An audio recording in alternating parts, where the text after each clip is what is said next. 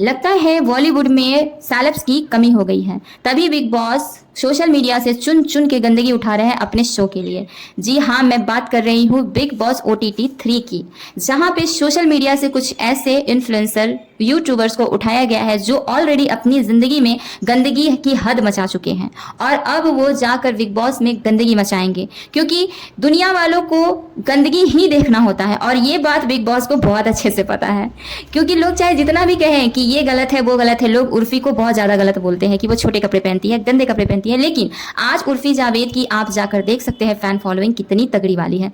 तो लोग देखना वही चाहते हैं, गंदगी ही देखना चाहते हैं, बस लोग कहते हैं कि ये गंदा है वो गंदा है। और बिग बॉस को बहुत अच्छे से ये चीज पता है और इस चीज का फायदा उठाने के लिए, अपनी TRP बढ़ाने के लिए वो चुन चुन के सोशल मीडिया से गंदगी उठा कर ले गए हैं अपने शो में और अपने शो को चलाने के लिए। तो सबसे पहले बात करूंगी मैं अरमान मलिक की, जो कि इस बार बिग बॉस के घर में गए हैं अपनी दोनों पत्नियों के साथ। तो मुझे ये एक चीज समझ नहीं आती कि ये बिग बॉस में क्या जाने के लायक थे। सिर्फ इनकी फैन फॉलोइंग तगड़ी है, इनकी बहुत ज्यादा प्रॉपर्टी है, 100 करोड़ से लेकर 200 करोड़ तक का नेटवर्क है, इस वजह से इनको बिग बॉस में बुलाया गया है। क्योंकि बाहर तो इन्होंने कुछ खास उखाड़ा नहीं है सिवाय गंदगी फैलाने के। एक इंसान है, एक आम इंसान की अगर जिंदगी लेकर चलते हैं हम, तो एक इंसान एक शादी करता है, अगर एक पत्नी के रहते हुए दूसरी शादी अगर कोई करता है तो वो समाज के लिए एक कलंक ही माना जाता है। इवन उसे जेल की सजा भी हो जाती है, उसके ऊपर केस भी बनता है और उसकी जिंदगी भी बर्बाद हो जाती है। लेकिन ये इंसान दो दो पत्नियों को लेकर खुले आम चौड़े में घूम रहा है, इसको कोई फर्क नहीं पड़ता, कानून और समाज से इसको कोई फर्क नहीं पड़ता, इसको सिर्फ अपनी ही चलानी है। और यूट्यूब और बिग बॉस को भी देखिए, ऐसे कंटेस्टेंट चुन रहे हैं जो समाज के लिए खुद एक गाली है। आप अपने घर में झांक कर देखिए। मैं एक आम इंसान से पूछना चाहती हूँ कि अगर अरमान मलिक जैसा एक रिश्तेदार आपके घर में होता तो क्या आप उससे रिश्ता रखते? क्या आपके रिश्तेदारी में गंदगी नहीं फैलती? क्या आपके परिवार में गंदगी नहीं फैलती? लोग अरमान मलिक जैसे लोगों को देखना तो चाहते हैं, लेकिन हम ये सवाल आप लोगों से करते हैं, क्या एक अरमान मलिक आपके निजी लाइफ में हो तो क्या आप उसको पसंद करेंगे? दिल से जवाब दीजिएगा। ये सवाल सिर्फ और सिर्फ आप लोगों के लिए, कमेंट में जरूर रिप्लाई कीजिएगा। तो एक बंदा है जो कि शादी दो किया है, समाज को एक गलत मैसेज दिया है और चौड़े में होकर घूमता भी है। आप बात करते हैं उसकी बीवी की, जो कृतिका मलिक है। इसने भी अपनी इंसानियत का बहुत ही गंदा वाला परिचय दिया है। एक विश्वास बहुत बड़ी चीज होती है।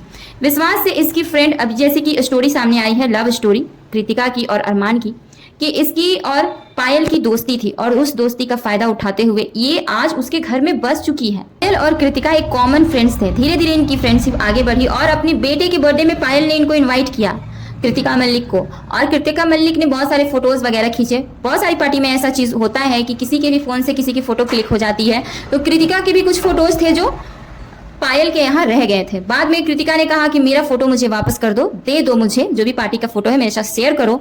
तो कृतिका को सीधे नंबर ही दे देती है पायल की, ये लो जीजू का नंबर, जीजू के पास ही सारा फोटोग्राफ्स है, तुम उनसे मांग लेना।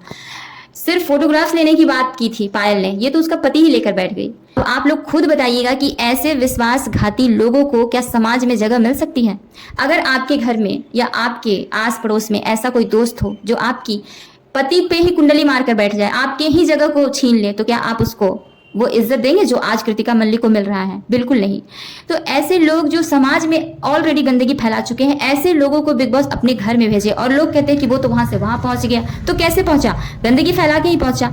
आज अगर दो बीवी नहीं होता तो अरमान मलिक को कोई नहीं जानता, वो दो बीवी की वजह से ही इतना आगे गया है। और चारों तरफ ये शोर है कि 100 से 200 करोड़ तक का नेटवर्क बना लिया है अरमान मलिक ने।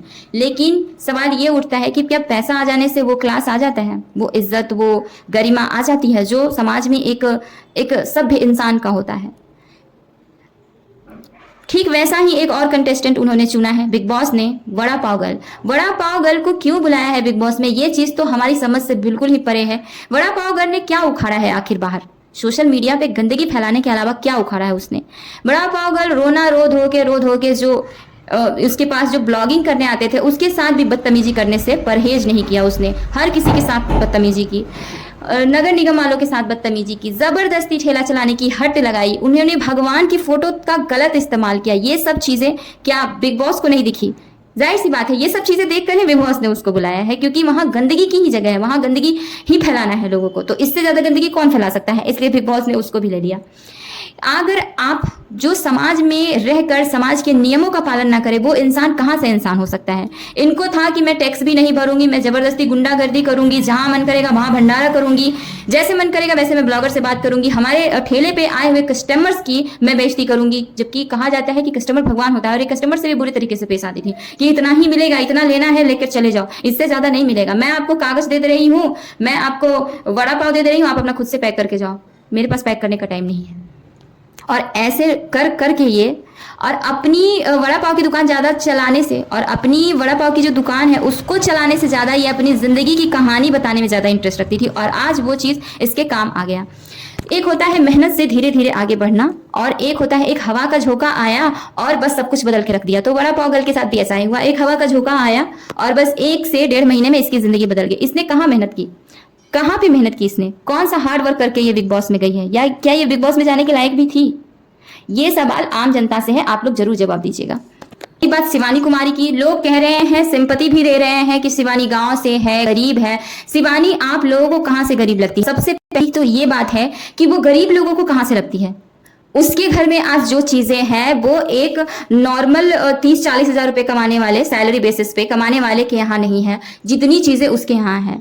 आपको शिवानी गरीब कहां से लगती है? कार्ड खेल रहे हैं, गरीबी वाला कार्ड खेल रहे हैं कि शिवानी कुमारी को आगे बढ़ाओ, सपोर्ट करो। शिवानी कुमारी को आगे क्यों बढ़ाओ? मैं ये आम जनता से पूछना चाहूंगी कि उसको आगे क्यों बढ़ाना है? क्या है उसमें ऐसा क्वालिटी जो शिवानी कुमारी बिग बॉस में जा सकती है, बिग बॉस में गई है?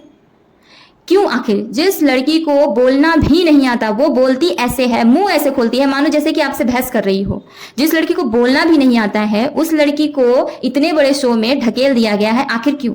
ये सब टीआरपी का खेल है। बिग बॉस बहुत तेज है, बहुत चालाक है, और वो जानते हैं कि मेरा शो कैसे चलेगा, मुझे टीआरपी कैसे मिलेगी। तो ये सब टीआरपी का खेल है, और लोगों को बेवकूफ बनाया जाता है किसी भी शो के जरिए। ये कहते तो है रियलिटी शो, लेकिन ये रियलिटी शो नहीं है। रियलिटी अगर ऐसा हो जाए तो आपका सांस लेना भी मुश्किल हो जाएगा समाज में। अगर समाज की रियलिटी ऐसे लोगों से हो जाए ना, तो आप लोगों का सांस लेना भी मुश्किल हो जाएगा समाज में। लोग तो शिवानी को मनीषा रानी से भी कंपेयर कर रहे हैं कि मनीषा जैसे बिग बॉस में अच्छा की है वैसे शिवानी को भी सपोर्ट करे। लेकिन मैं ये पूछती हूँ कि मनीषा और शिवानी में कहाँ से सिमिलैरिटी है? कहाँ मनीषा रानी और कहाँ शिवानी है? मनीषा में वो बात थी, उसके अंदर वो बॉडी लैंग्वेज था, उसके अंदर एक अलग पहचान था, एक अलग हर चीज का एक कीड़ा था उसके अंदर, एक्टिंग का, डांस का, अच्छा बोलने का, खेलने का, हर चीज का उसके अंदर था। और रानी को लोग कैसे मनीषा रानी से कंपेयर कर रहे हैं, जिस लड़की को बोलना भी नहीं आता है। बिग बॉस में जाके वो क्या कर रही है? सिर्फ लोगों को दोगला तेगला बोल रही है, लोगों को ऊंची आवाज में बात कर रही है। वो जब बात भी करती है तो ऐसा लगता है कि बहुत ज्यादा लाउडली बात कर रही है, बहुत ज्यादा गुस्से में बात कर रही है। जिसको अपनी बात आराम से रखने भी नहीं आ रहा दूसरों के सामने, वो क्या बिग बॉस में जाने के लायक है? आप सब अपनी राय कमेंट में जरूर बताइएगा, और वीडियो अच्छा लगे तो चैनल को सब्सक्राइब कीजिएगा, लाइक शेयर कर दीजिएगा,